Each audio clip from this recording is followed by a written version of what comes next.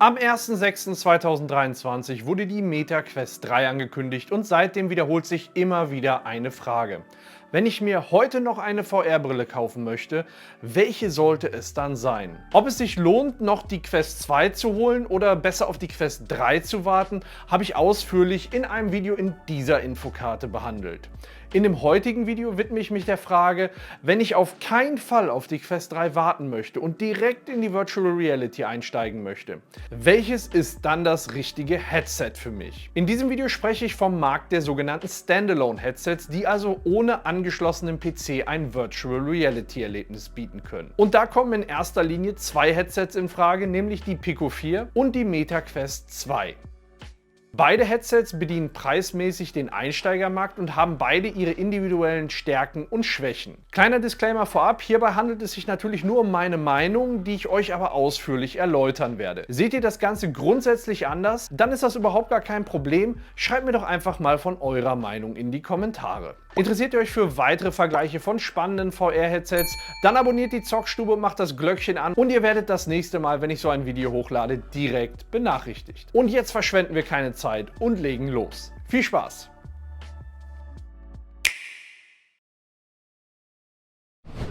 Los geht's und wir werden jetzt Kategorie für Kategorie durchackern und schauen, in welchem Bereich das jeweilige Headset punkten kann.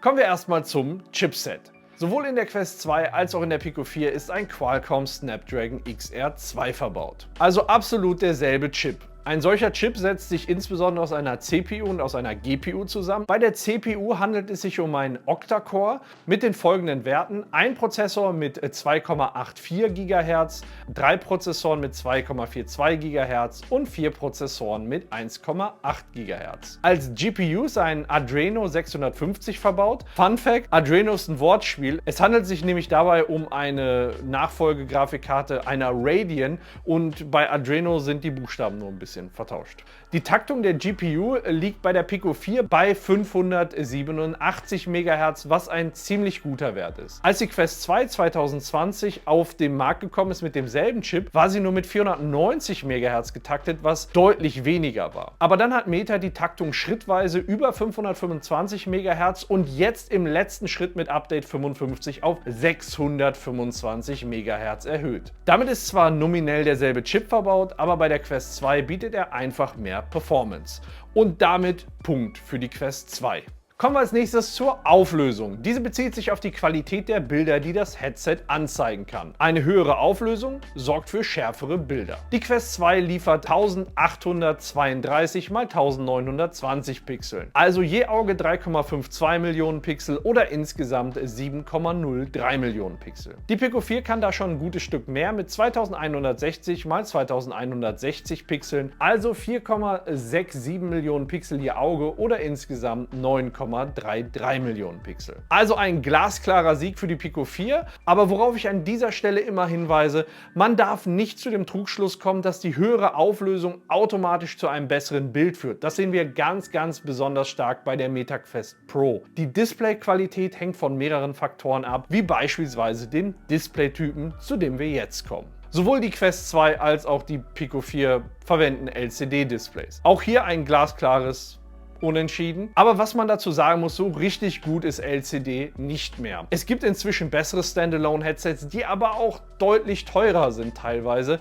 Besser wäre beispielsweise Mini-LED mit Local Dimming oder auch OLED für bessere Schwarzwerte oder Kontraste. Zudem ist auch noch die Wiederholungsrate der Bilder entscheidend für das Virtual Reality-Erlebnis. Also wie oft pro Sekunde ein Bild aktualisiert wird. Eine höhere Aktualisierungsrate kann zu einem flüssigeren Erlebnis führen. Und hier haben wir die Quest 2, die einmal 120 Hz bietet und die Pico 4, die 90 Hz bietet. Bevor wir das Ganze natürlich bewerten, und ihr seht schon, die Quest 2 liefert da einfach mehr Bilder pro Sekunde. Das bedeutet aber nicht, dass die Pico 4 eine schlechte Wiederholungsrate hat. Auch mit 90 Hz kann man ein super Virtual Reality Erlebnis haben und viele Gamer haben ohnehin die 90 Bilder pro Sekunde als Sweet Spot ausgemacht zwischen flüssigem Spielerlebnis und der benötigten Performance. Aber so ausreichend und effizient die 90 Hertz halt sein mögen, die Quest 2 kann halt 120 Hertz. Ein weiterer Punkt, der sehr wichtig ist, ist der Augenabstand. Die Quest 2 deckt einen Augenabstand von 58 mm bis 68 mm in 3 fixen Stufen ab. Mit etwas Gefühl kann man auch die Zwischenstufen fixieren, sodass man dann auf 5 fixe Stufen kommen würde. Die Pico 4 deckt einen Augenabstand von 62 bis 72 mm ab. Das ist nominal genauso ein großer Bereich von der Spanne her wie auch bei der Quest 2 von 1 cm. Aber bei der Pico 4 kann man die IPD stufenlos verstellen und ist daher etwas flexibler. Zudem ist ein kleiner Motor verbaut, der den Augenabstand automatisch anpasst, wenn ihr das im System auswählt. Den Motor halte ich für eine Spielerei, der frei verstellbare Augenabstand ist aber wirklich viel wert, deswegen Punkt für die Pico. Ein weiteres wichtiges Kriterium zur Wahrnehmung der Virtual Reality sind die verbauten Linsen. Hier gibt es 2 verschiedene Typen an Linsen, Fresnel und Pancake-Linsen. Die Quest 2 verfügt über Fresnel-Linsen, die Pico 4 über Pancake-Linsen. Aber was ist denn jetzt besser? Da die Pancake-Linsen das Licht mehrmals hin und her lenken, können sie viel dünner und leichter gemacht werden als herkömmliche oder Fresnel-Linsen. Das kann dazu beitragen, dass das Gesamtgewicht des VR-Headsets reduziert wird und es durch ein schlankeres Gehäuse einfach komfortabler wird. Im Bereich der Bildqualität können Pancake-Linsen ein schärferes Bild liefern und haben weniger Neigung zu optischen Anomalien wie God Rays im Vergleich zu Fresnel-Linsen. Pancake-Linsen können außerdem in der Regel ein breiteres Sichtfeld oder FOV liefern, was zu einer immersiveren VR-Erfahrung führen kann. Somit geht dieser Punkt an die Pico 4. Gerade hatten wir schon kurz das Thema FOV, also Sichtfeld, und das ist natürlich auch ein sehr wichtiger Punkt in der Virtual Reality. Also wie breit ist der sichtbare Bereich, den das Headset bietet? Ein größeres Sichtfeld führt zu einem immersiveren Erlebnis. Aber hier müssen wir echt vorsichtig sein. Das FOV ist bei jedem anders. Es ist grundsätzlich abhängig von eurem Augenabstand, ob ihr eine Brille tragt und deswegen beispielsweise einen Brillenabstandshalter nutzt. Wenn wir wieder einen Einheitskopf voraussetzen und ein Standard-Face-Cover, dann landen wir bei den Brillen bei folgenden Werten. Die Quest liefert horizontal 97 Grad und vertikal 93 Grad. Die Pico 4 liefert horizontal 104 Grad und vertikal 103 Grad. Also Punkt für die Pico 4. Hier machen sich definitiv auch die Pancake-Linsen bemerkbar beim FOV. Kommen wir als nächstes zu den Kameras und der Mixed Reality. Der Pass-Through der Pico 4 ist dem der Quest 2 überlegen. Einmal hat er die deutlich höhere Auflösung und er ist natürlich auch farblich. Man muss aber auch dazu sagen, ganz wichtig beim Pass-Through der Pico 4 ist ein sehr helles Licht. Sobald es dann dunkel wird, wird es dann doch nicht so schön und ja, die Farben kommen nicht so rüber, die Schärfe vor allen Dingen nicht. Ne? Das merkt man klar, dass da die Lichtverhältnisse ganz, ganz wichtig sind. Also um es vorwegzunehmen, natürlich setzt sich damit die Pico 4 durch. Was meiner Meinung nach aber nicht so toll ist, ist, dass der Pico 4 Pass-Through so einen komischen Warp-Effekt hat. Das fühlt sich an, als würde man die Welt durch so ein leichtes Bullauge sehen. Also ganz perfekt ist es definitiv noch nicht, aber zumindest ein gutes Stück besser als bei der Quest 2. Die Quest 2 verfügt über 4 Schwarz-Weiß-Kameras. Die Pico 4 hat 4 Schwarz-Weiß-Kameras, eine hochauflösende Farbkamera, sodass der Mixed Reality Modus farbig ist und in einer höheren Auflösung als bei der Quest 2. Interessiert ihr euch allgemein für das Thema Mixed Reality und was damit möglich ist? Dann schreibt mir doch mal einfach eine 1 in die Kommentare. Kommen genug Einsen zusammen, werde ich hierzu demnächst auch ein Video machen und euch mögliche Funktionen der Next-Gen-Headsets, wie beispielsweise der Quest 3, im Bereich der Mixed Reality zeigen. Ein wichtiger Punkt, Face- und Eye-Tracking unterstützen beide nicht, sondern beide unterstützen nur das Hand-Tracking. Das funktioniert auf der Quest 2 für meinen Geschmack etwas besser als bei der Pico 4, aber so richtig zufrieden bin ich bei beiden ehrlich gesagt noch nicht. Ganz nettes Gimmick, hier gibt es aber für beide Headsets keinen Punkt. Kommen wir zu den Anschlüssen und der Konnektivität. Hier möchte ich gerne ein paar Punkte zusammenfassen. Die Quest 2 hat Bluetooth 5.0 LE, Wi-Fi 6, USB-C und einen Klinkenanschluss. Die Pico 4 hat Bluetooth 5.1, Wi-Fi 6, USB-C und kein Klinkenanschluss. Also größtenteils alles auf Augenhöhe. Was mich nur wirklich stört, ist der fehlende Klinkenanschluss. Zwar gibt es entsprechende Adapter, aber dann wird man wieder am Headset rumfummeln und hat am Headset irgendwas rumhängen. Und warum Pico da an dem Punkt gespart hat, kann ich nun wirklich nicht verstehen. Deswegen ist das Ganze zwar knapp, aber aus meiner Sicht gerechtfertigt. Punkt für die Quest 2. Und wo wir gerade bei Verbindungen sind, auch wenn es sich grundsätzlich um Standalone-Headsets handelt, kann man diese auch in Kombination mit einem PC zum Zocken von zum Beispiel Steam VR-Games wie Half-Life Alyx nutzen. Während die Quest 2 mit dem ausgereiften Link und Airlink problemlos eine kabelgebundene oder Wireless-Verbindung zum PC unterstützt, funktionieren die systemintegrierten Tools der Pico 4 zum Zeitpunkt dieses Videos bei weitem nicht so gut. Ist die Pico 4 deswegen ein schlechtes PC-VR-Headset? Meiner Meinung nach nein, auf gar keinen Fall. Denn es gibt ein Tool, das sich Virtual Desktop nennt und zusätzliche 20 € kostet und die Pico 4 zu einer wahren PC-VR-Maschine macht. Aber ohne dieses Tool und die zusätzlichen 20 € geht es eben nicht optimal mit der Pico 4, wohingegen bei der Quest 2 alles Systeme integriert ist. Deswegen zumindest im Punkt Wireless PC-VR und den mitgelieferten Features ein Punkt an die Quest 2. Ein wichtiger Punkt eines Virtual Reality Headsets ist auch noch der Komfort. Dieser hängt zum einen vom reinen Gewicht ab, aber auch davon, wie sich das Gewicht auf dem Kopf verteilt. Zusätzlich gibt es gerade beim Komfort noch subjektive Empfindungen, die ich hier leider in diesem Video nicht einfangen kann. Schauen wir uns aber erstmal die Gewichte der Headsets an und ich gebe euch anschließend meine Einschätzung. Die Quest 2 wiegt 503 Gramm mit Headstrap, die Pico 4 wiegt 586 Gramm mit Headstrap.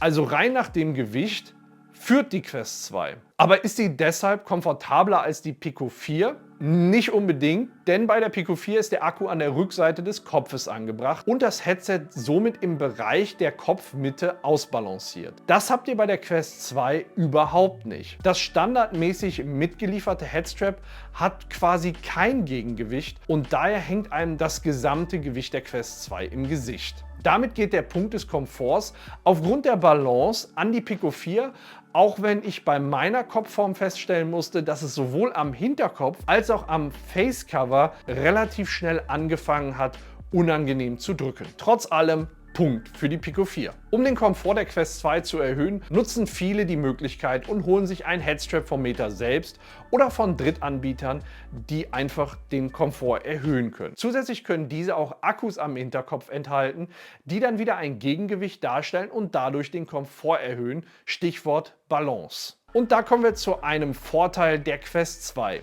Ich kann die Pico 4 bisher nicht so modden, wie ich sie gerne hätte. Überhaupt kann man sie kaum modden. Großer Vorteil der Quest 2. Sie hat einen Akku hier drin, sie hat einen Akku da hinten. Für 50 € habe ich sie so gemoddet, wie ich sie haben will. Und ihr habt eine wahnsinnig große Auswahl da draußen. Und deswegen geht der Komfortpunkt für mich ganz, ganz klar an die Quest 2. Einfach, weil man sie auf sein Gesicht und seinen Kopf anpassen kann, was bei Pico nicht geht. Die passt dir, dann ist sie klasse, oder sie passt dir nicht, dann ist doof. Falls ihr euch für Zubehör für eure Quest 2 oder Pico 4 interessiert, packe ich euch einfach mal ein paar Links in die Videobeschreibung, sowie auch Kauflinks sowohl zur Pico 4 als auch zur Quest 2. Und wenn wir schon mal beim Thema Akku sind, ehrlich gesagt tun sich da beide Headsets nicht viel. Kommen wir als nächstes zum wichtigsten Punkt, was die Interaktion mit der Virtual Reality Umgebung angeht. Die Controller. Vom Layout her sind sie absolut identisch, von der Handhabung her absolut identisch. Der Unterschied liegt im Detail. Quest Controller ist ein bisschen leichter, Pico 4 ein bisschen schwerer. Wer fällig ist, der Akkuwechsel.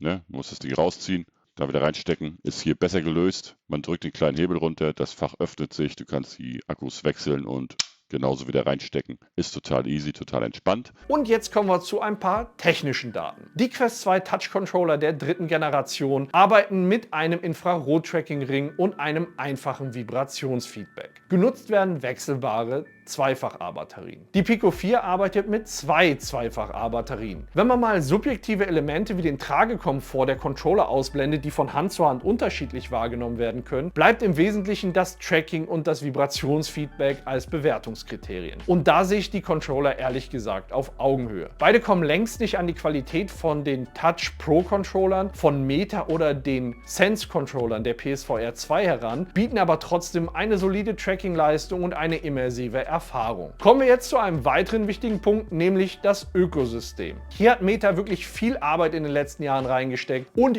jahrelang bei der Entwicklung von Games unterstützt und Entwickler aufgekauft. So hat der Quest Store inzwischen über 500 Games mit vielen tollen Exklusivtiteln, die ihr voraussichtlich niemals auf der Pico 4 sehen werdet, wie beispielsweise der Systemseller Beat Saber. Hier lässt sich Pico schon fast erschreckend abhängen. Und verdammt, zum Zeitpunkt dieses Videos kriegt es Pico nicht mal zuverlässig zuverlässig hin, Updates und DLCs zu Spielen auszuliefern. So gibt es beispielsweise bei Walkabout Minigolf nur die 8 Standardbahnen. DLCs? Fehlanzeige. Und das liegt nicht an den Entwicklern. Diese haben die DLCs eingereicht, aber sie wurden von Pico seit Monaten nicht veröffentlicht. Was ist da los? Ich kann es euch nicht sagen. Und so geht dieser Punkt auch aufgrund der viel größeren Playerbase und Verbreitung des VR-Headsets an die Quest 2. Beide Headsets bieten interne Lautsprecher, die für meinen Geschmack eine ausreichende Qualität liefern. Beide Headsets haben außerdem für Social-Anwendungen oder Multiplayer Mikrofone verbaut, die von der Qualität gut sind. Hier hebt sich allerdings die Sprachqualität der Quest 2 etwas hervor. Kommen wir nun zum Preisvergleich. Die Preise sind dabei abhängig von der gewählten Speicherausstattung. Alle weiteren technischen Spezifikationen variieren bei den jeweiligen Modellen nicht. Die Pico 4 mit 256 GB liegt bei 460 €, die Quest 2 mit derselben Speicherausstattung bei 400 €. Die Pico 4 mit 128 GB liegt bei 389 €, die Quest 2 mit 128 GB bei 349 €. Damit ist die Quest 2 grundsätzlich die günstigere Variante. Aber sollte man deswegen keine Pico 4 kaufen? Damit befassen wir uns jetzt in Ruhe, während die Wertung nochmal durch das Bild läuft und wir uns in Ruhe anschauen, welches Headset in wie vielen Disziplinen gewonnen hat. Die größte Stärke der Pico 4 ist aus meiner Sicht die Auflösung. Mit 2160 x 2160 setzt sie wirklich Maßstäbe in ihrer VR-Konsolengeneration. Aber kann sie diese Auflösung auch nutzen? Und da wird es etwas enttäuschender. In der Standalone-Variante kann der verbaute Chip die Bilder in dieser Auflösung überhaupt nicht berechnen. Deswegen erfolgt die Berechnung in geringerer Auflösung und wird abgescaled bzw. hochgerechnet. Das ist aber nichts Ungewöhnliches, so trickst die Quest 2 auch. Was ich euch damit aber klar machen möchte, von dieser großen Stärke der Pico 4 habt ihr in erster Linie nur etwas, wenn ihr sie in Kombination mit einem VR-PC nutzt, der die entsprechende Auflösung in der entsprechenden Bildzahl berechnen kann. Im Standalone-Bereich werdet ihr den Unterschied in der Auflösung deutlich weniger wahrnehmen. Im Standalone der Bereich Pico 4 werdet ihr aber das deutlich schlechtere Ökosystem bemerken. Das ist eine der großen Stärken der Meta Quest 2. Wer PC-VR spielen möchte, auf Standalone geringeren Wert legt und kein Problem damit hat, etwas mehr zu bezahlen, macht mit der Pico 4 nichts falsch und bekommt für das Geld noch ein paar Pixel obendrauf. Wollt ihr in erster Linie ohne PC spielen, sondern die Spiele auf dem Headset Standalone spielen, dann profitiert ihr bei der Quest 2 vom deutlich besseren Ökosystem und von der höheren Chip-Taktung. Zudem werdet ihr Games, die ihr euch auf der Quest 2 geholt habt, auch problemlos auf der Quest 3 weiterzocken können, die im Herbst 2023 erscheint. Das würde allerdings nicht klappen, wenn ihr euch eine Pico 4 holt und die Games dann im Pico Store gekauft habt. Auch die Quest 2 könnt ihr für PC VR nutzen, aber eben mit einer geringeren Auflösung als bei der Pico 4. Insgesamt gibt es in meiner Wertung einen leichten Vorteil der Quest 2, insbesondere wegen des Ökosystems, was langfristig großen Einfluss haben könnte. So, und jetzt seid ihr dran. Welche Meinung habt ihr? Schreibt es mir doch in die Kommentare. Hat euch dieses Video gefallen oder geholfen, dann lasst mir doch ein Däumchen oben da. Auf der rechten Seite findet ihr weitere Vergleichsvideos, wie beispielsweise einen Vergleich zwischen der Quest 2, Quest 3 und Quest Pro. Links zu allen Headsets und Zubehör findet ihr in der Videobeschreibung.